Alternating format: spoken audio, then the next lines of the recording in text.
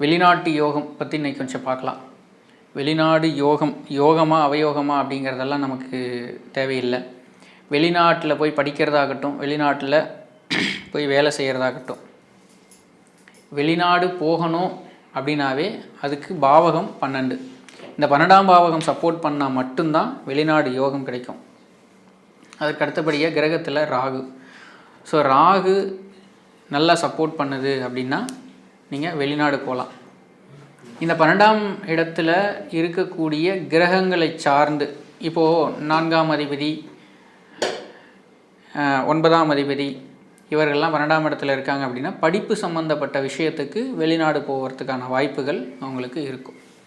அதே மாதிரி 10ஆம் அதிபதி, 11ஆம் அதிபதி எல்லாம் 12ஆம் இடத்துக்கு சம்மந்தப்படுறாங்க அப்படின்னா வெளிநாடு போய் சம்பாதிக்கிறதுக்கான வாய்ப்புகளை இது ஏற்படுத்தி கொடுக்கும்.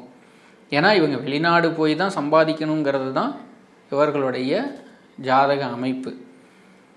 ஸோ இந்த 10ஆம் அதிபதி தான் இவங்க வெளிநாட்டில் போய் சம்பாதிக்கிறதுக்கு இவங்க தீர்மானிக்கக்கூடிய கிரக அமைப்பு. ஸோ இந்த 12ஆம் இடத்தில் நின்ற கிரகங்களும் ஒரு சில விஷயங்களை செய்யும். வெளிநாடு போய் எவ்வளோ நாள் இருப்பாங்க, அது ரொம்ப முக்கியமானது. இப்போ 12ஆம் இடத்துல ராகு இருந்துச்சு அப்படின்னா வெளிநாடு போனவங்க மோஸ்ட்லி யாரும் வரதில்லை. அங்கேயே செட்டில் ஆகி அங்கேயே நான் அந்த நாட்டு பிரஜையாயிடுறேன் அப்படின்ற மாதிரி நிறைய பேர் இருந்துடுறாங்க. ஆனால் இங்கேருந்து போகும் பொழுது நான் 2 வருஷம் 3 வருஷம் மட்டும்தான் இருப்பேன், அதுக்கு மேலெலாம் என்னாலலாம் அங்கெல்லாம் இருக்க முடியாது அப்படின்னு சொல்லிட்டு தான் போவாங்க. ஆனால் இந்த ராகு அங்கே போய் அதிக ஆசைகளை ஏற்படுத்தி நம்ம இங்கேயே இருந்துடலாம், அந்த நாட்டுக்கு நம்மளுடைய சொந்த நாட்டுக்கு போக தேவையில்லை அப்படின்ற ஒரு மனப்பான்மையை அவங்களுக்கு ஏற்படுத்தி கொடுத்துருது. ஸோ இது யோகமா அப்படின்னா இது யாருக்கு யோகம் அப்படிங்கிறது நீங்களே முடிவு பண்ணிக்கலாம். இது அங்கே வெளிநாட்டில் போய் இருக்கிறவங்களுக்கு தான் யோகம்.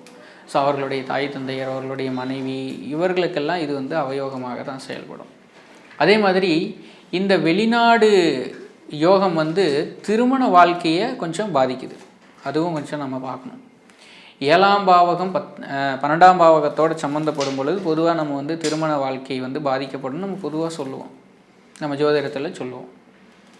அதே போல தான் வெளிநாடு வாழ்க்கை அப்படிங்கிறதும் திருமண வாழ்க்கையை கேள்விக்குறியாக்கிறது. நிறைய பிரச்சனைகள் இந்த வெளிநாடு போகக்கூடிய இந்த தம்பதியர்கள் ஒருத்தர் போவாங்க, அல்லது மறுபடியும் 2 பேருமே அங்கே போகிறாங்கன்னா 2 பேருமே அங்கே போய் சந்தோஷமாக இருக்கிறாங்களான்னா கண்டிப்பாக 100க்கு 90% கிடையாது. ஏதோ ஒரு சிலர் மட்டும்தான் கொஞ்சம் அந்யோன்யமான தம்பதிகளாக அந்த வெளிநாடு போய் வசிக்கிறாங்க.